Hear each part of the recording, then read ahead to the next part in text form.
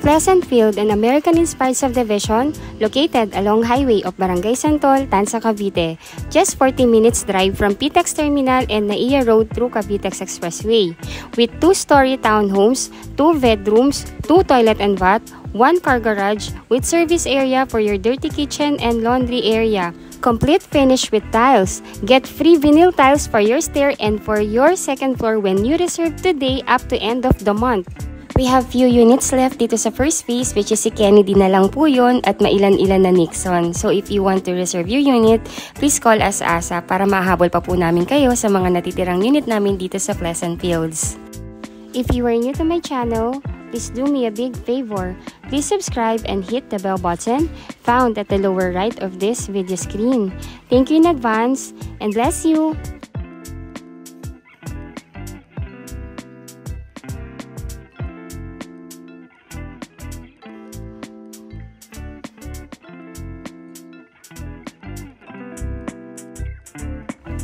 Magandang buhay po sa inyong lahat. Again, I'm Miss Say Carranza, one of the licensed real estate broker based in Cavite. And right now po ay nandito po ako ngayon sa Pleasant Fields upang i-present ko po sa inyo ang aming mga model houses na pwede po ninyong mapagpilian.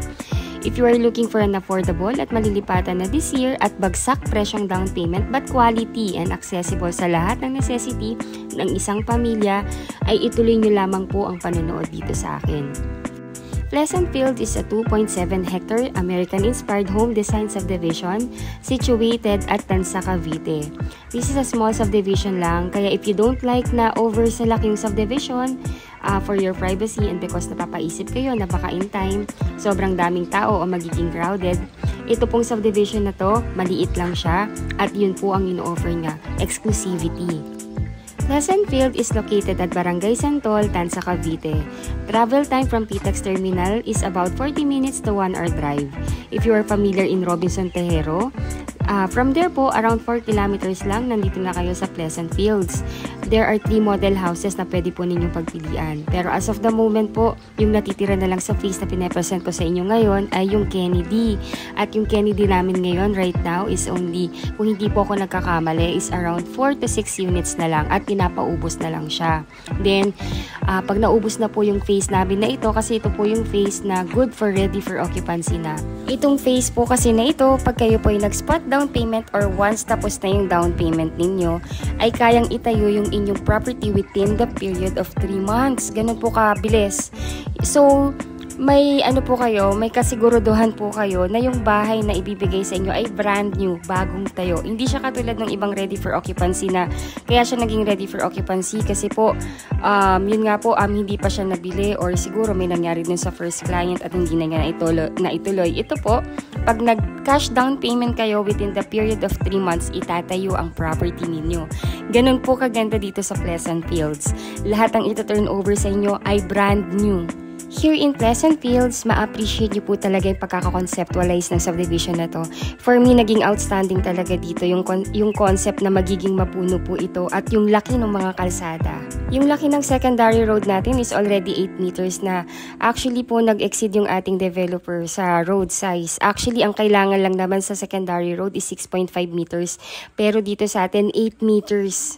Ang generous ng developer natin dito sa mga open spaces, lalo na sa mga streets kasi yan po talaga yung kailangan talaga natin eh. So nilaan niya talagang maging 8 meters ang secondary road at sa primary road naman, 10 meters ang road size. At ito pa, surprisingly, sa likod ng mga townhomes po natin, may 2 meters wide na alley. Ibig sabihin po noon, di ba po, usual dito sa atin sa Pilipinas, pag townhomes na magkakatabi or magkakatalikuran, pag nag-extend, magiging dikit-dikit. Dito hindi. Pag nag-extend po kayo ng inyong service area sa likod, meron pang 2 meters alley na maghihiwalay pa doon sa katalikuran po ninyo na townhome. So, hindi kayo magiging dikit-dikit at sigurado po na yung ventilation ay talaga naman pong hindi made-deprive. Right now po, itong pinapakita ko sa inyo yung sample ng actual na turnover namin ni Kennedy Townhomes. As you can see, meron po itong 1 car garage, may patio. Take note po, itong patio natin na to, meron na po itong tile. So, you can use this as a mini balcony, maglagay ng coffee table or bench para po pag may visitor, they can just sit here na lang po muna while iniintay kayong lumabas. Si Kennedy Townhomes po is a 50 square meter floor area and a 50 square meter lot area.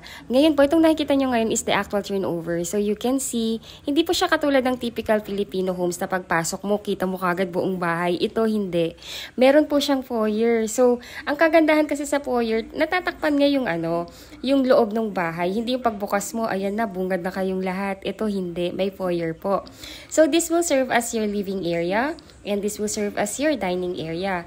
Dito sa ating ating Kennedy, meron na po itong ceramic tile sa ground floor. Then meron po tayo ditong powder room or toilet po dito sa baba. So everything na makikita niyo po dito sa ating Kennedy Townhomes is the exact presentation ng ating turnover. Except for the furniture po, wala pa lang po siyang furniture. Pero kagandahan dito, at least you would see na kung ano po yung dimension and kung ano po yung mga furnitures na pwede nating ilagay once na turnover na yung unit.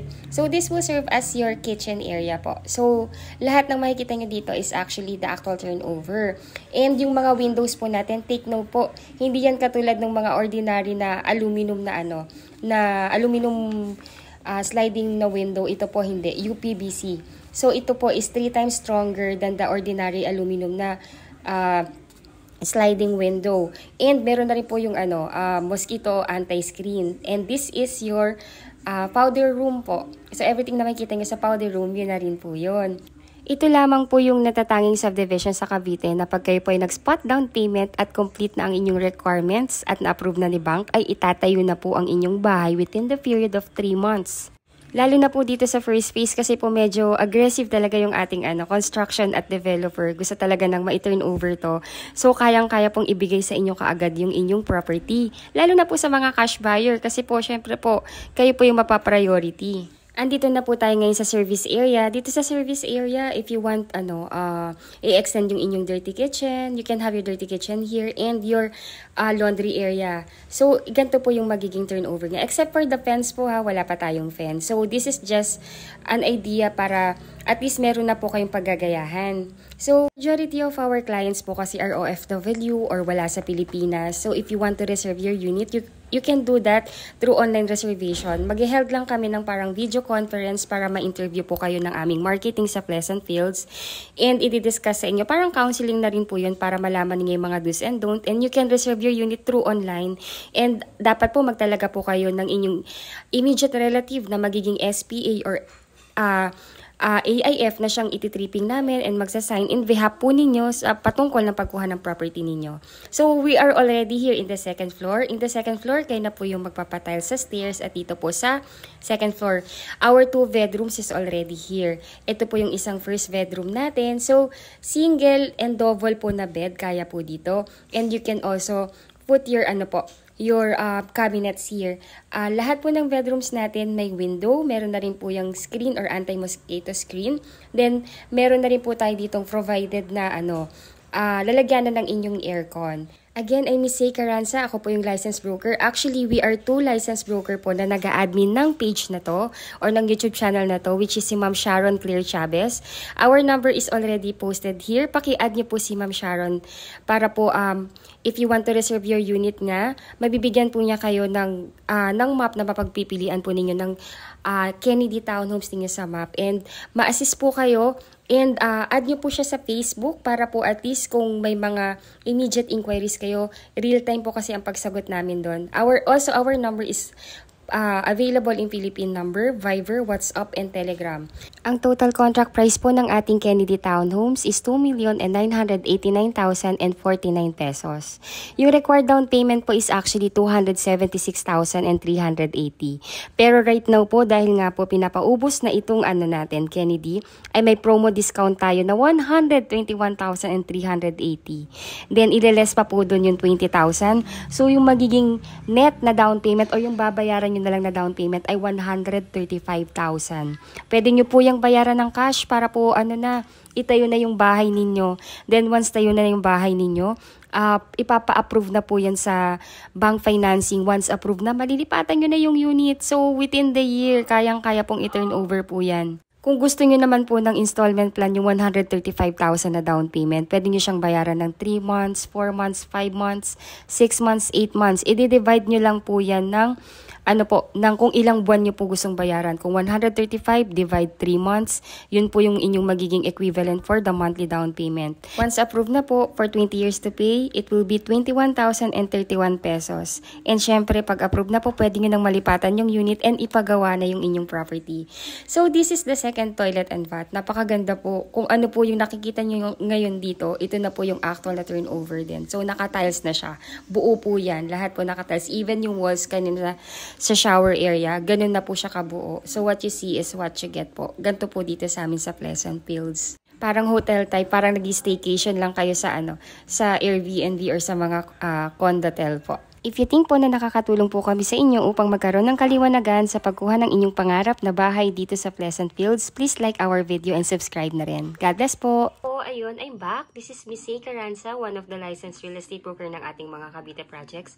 And ayun po, as what I have said, dun sa vlog ko po, babalik po ako at ipepresent ko po sa inyo yung kabuuan ng Pleasant Fields. Ayun, so right now po, ang pinapakita ko sa inyo ngayon is yung aming brochure ng Pleasant Fields. So again, si Pleasant Fields po is a 2.7 hectare American-inspired subdivision. Ayun po, so ngayon, it offers 3 model unit na pwede nyo pong pagpilian, which is the Nixon House Model, the Kennedy House Model, and yung pinakamalaki is a Lincoln House Model. Lahat po yun, pag tinurn over, may tiles na po sa ground floor. Then, complete fixtures na rin po yung toilet and bath. Then, ang inyong ilalagay na lang po sa inyong loob ng house is the tiles sa second floor and sa stairs po. Ayun, so again,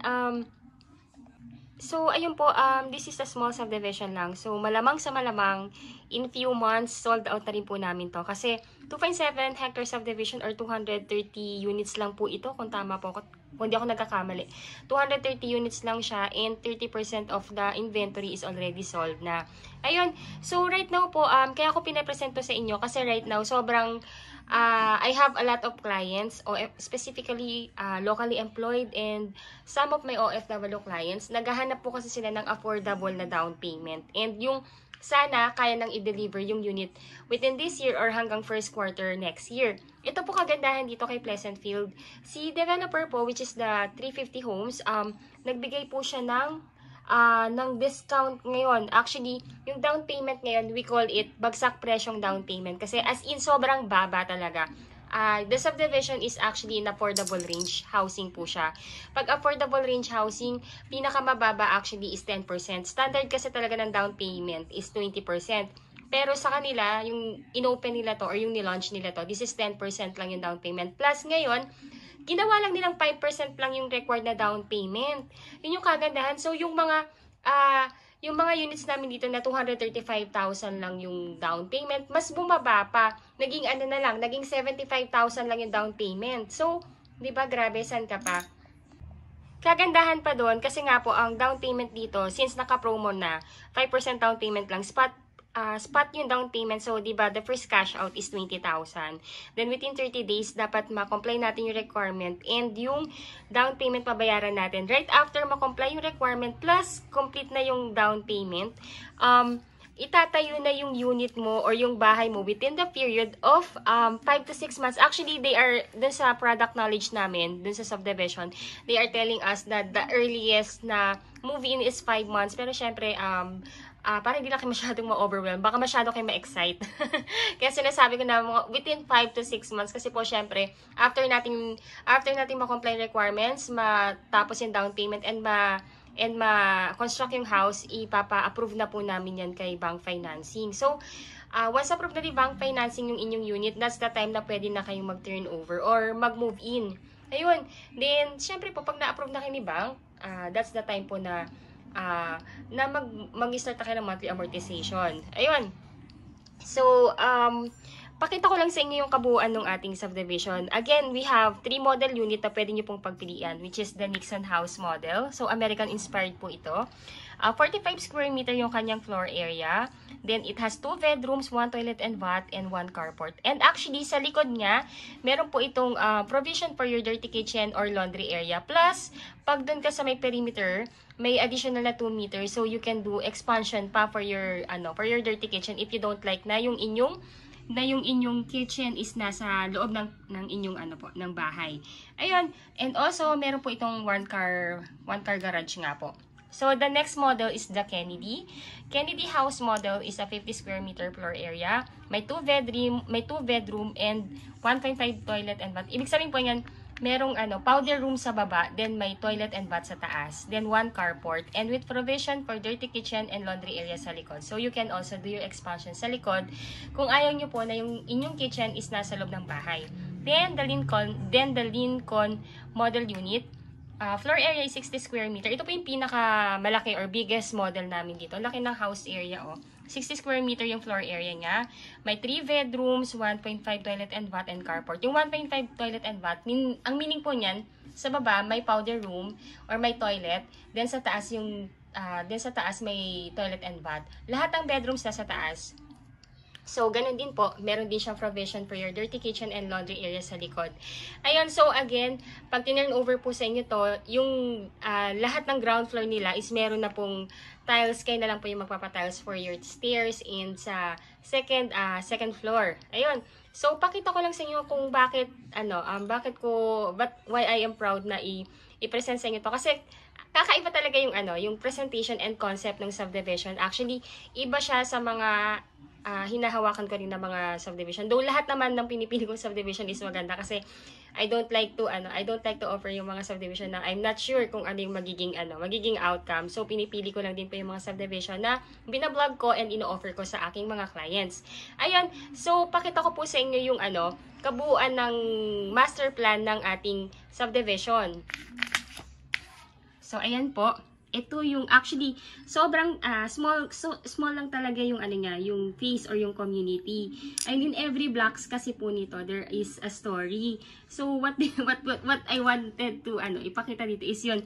Yung mga color coding natin dito, tong red o itong red na block o itong mga naka-color na red is actually they called it amenity lots. Why?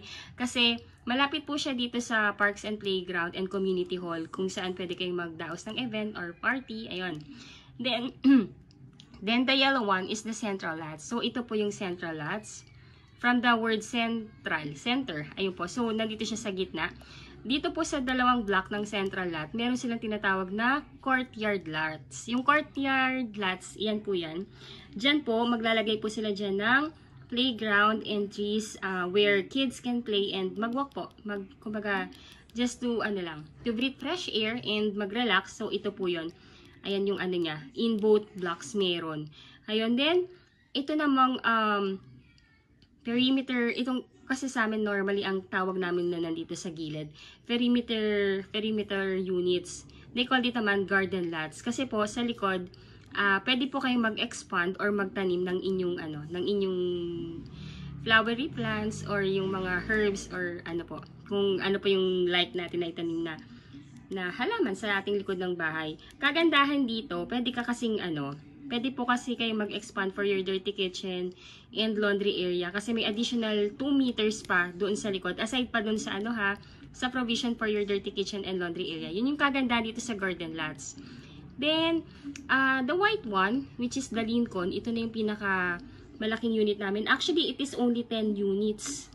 Sa likod niya, may malaking park lot ang tawag namin dyan. Kasi yan po yung pinakamalaki na parang courtyard, pero ito mas malaki siya comparable dito sa shared na courtyard. So, ito po, tatlo pa yung yung available na corner lot. Kasi, alam ko, hahanapan nyo ako ng corner lot. So, I'm already telling you na po, ito na lang yung available, ito, tsaka ito. This is 64 square meter itong nandito. Ito kasi yung pinakamalaki, sold out na siya. So, ito lang talagang available na Lincoln namin. Kaya, if you like na bigger house and, ayun nga po, corner lot, ito lang yung units talaga na available for the Lincoln. And the rest po, is Nixon House Model and the Kennedy. Corner lot and end lot for the Nixon and Kennedy is actually sold out na. Yun po yung unang-unang nabili. So, ayun po. Again po, yung down payment na required sa mga units na to is only 5%. 5% lang yung down payment or 75,000 for the Nixon. Sobrang baba. Then, once natapos na nga yung down payment, kasi maliit lang yung subdivision eh, kayang-kaya pong itayo yung unit within the period of 5 to 6 months and ma-turn over sa inyo yun. Kaya if you're looking for ready for occupancy or gusto niyo lang na mas mabilis ma-construct yung unit, ito po yung yung isa sa best option actually, kasi sila lang po yung subdivision na nag-o-offer ng gantong terms ng payment and actually ng construction. Ayun, tapos po ang kagandahan dito, because this is an American-inspired na subdivision, yung roads nito, yung itong mga secondary road is actually 8.5 meters. Kasi ang standard na street size lang natin is actually 6 to 6.5. Ito actually, yung 8.5 pang primary road or pang primary, na po yun? Oo, pang primary road ng subdivision. Plus yung primary road ng subdivision, which is ito, nasa 10 siya. So, ang laki po nun. Pwede ka, pag dito lang sa secondary, pwede kang mag-park sa labas. At the same time, may daanan pa rin yung dadaan. Ayun. So, yun yung kagandahan dito. Actually, ang tinitinan talaga namin mga broker, para masabi namin maganda yung concept at yung magiging end product ng subdivision is actually yung kalsada. Kasi yan po talaga yung nagpapatunay dyan para malaman natin maganda yung drainage and as well yung dadaanan and para hindi rin maging crowded yung community. Ito pa kagandahan po dito, in every houses magtatanim po sila ng ng trees. Nakalimutan ko yung pangalan ng trees. Parang talisay tree. Ilagay ko na lang sa details nitong video po na to para at least you would have the idea. So, ang cozy po nung subdivision, imagine in every houses magkakaroon ng tree. Then, magkakaroon pa ng tree lane. Ayun. Kaya, kung ganito yung uuwian mo if you are from Manila, sobrang relaxing kung ganito yung ambience and malamig. Ayun po. By the way po, ang ating travel time pag tayo ay galing sa PTEX, it will only be 30 to 40 minutes drive. So, kung familiar po kayo sa Robinson Tejero, pagkalagpas lang ng Robinson Tejero po yung papunta dito sa Pleasant Field. So, mga 2 kilometers from Robinson Tejero, nandito na tayo sa Pleasant Field. Ayun. Then, ayun, wait lang. Pakita ko po sa inyo yung mapa nung subdivision, yung mapa nung phase na available. Ayan po. So, ito medyo mas malaki. Kaya hindi ko siya pinapakita kayo na kasi putol-puto eh. Diba kasi dalawa yung block. Ito kasi naputol. Ayun. So, ito pa kagandahan dito, kahit townhouse po siya, sa likod, merong 2 meters wide na na alley. So, kahit mag-extend ka po dito sa likod ng ng property ninyo, meron pa rin daanan sa likod. Kaya pag nag-extend din tong katalikuran mo, hindi kayo tabing-tabi. I mean, walang firewall na magaganap kasi nga po, hindi nyo na masasakupin yung yung kumbaga walang sagarang mangyayari kasi meron pa ring 2 meters na daanan sa likod. So you would have the entry dito sa front, meron din sa likod. Ayun, 'di ba? Hindi siya katulad ng mga ibang subdivision na pag townhouse. Pag nag-extend tong likod niya at nag-extend to, sagadan talaga magkatabi kayo. Ito hindi eh. Ang ganda kaya yung ventilation itself tagusan pa rin. Imagine, tapos meron pa kayong mga trees. Kaya, yun lang, yung masasabi ko, ang ganda talaga ng concept ng subdivision na to.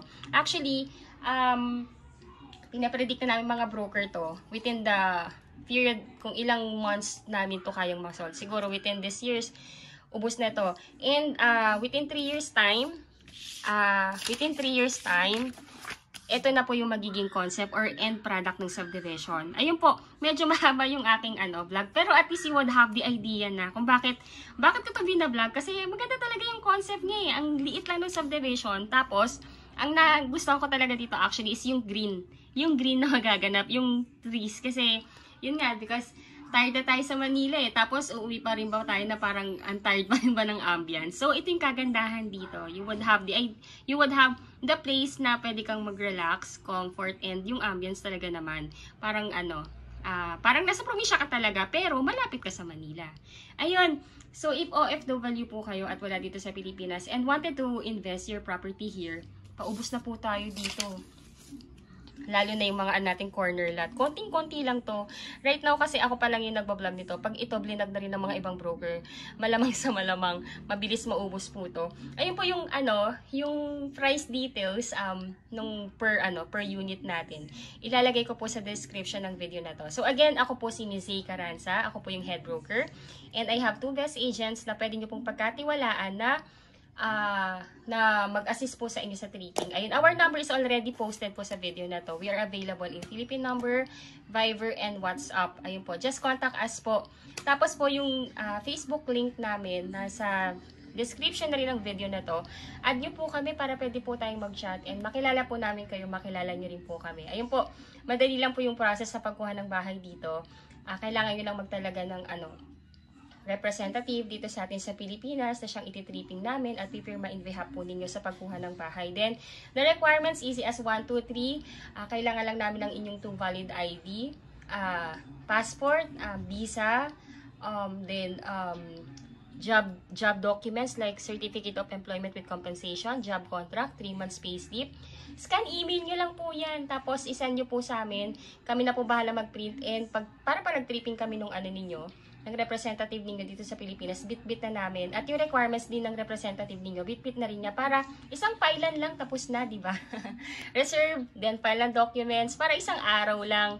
Ayun po, then sa representative po ninyo, kailangan lang namin ng 2 valid ID nga. Tapos, kayo din po pala, 4 pieces 1 by 1 ID picture, birth certificate kung single para makita lang yung yung relation po ninyo doon sa inyong representative. Kasi po ang inyong representative dapat immediate family member like asawa, kapatid, anak, or magulang na nag-e-edad ng 21 up to 55 years old. Ayun. So, then, proof of billing like Meralco or water bill. Pag hindi nakapangalan sa kanila yung water bill or Meralco bill, mag-attach lang po ng barangay certificate yung inyong representative para makita po na taga doon po talaga siya sa address na binibigay natin. Ayun, so, ganun lang naman po. Ang dali-dali lang po niyan.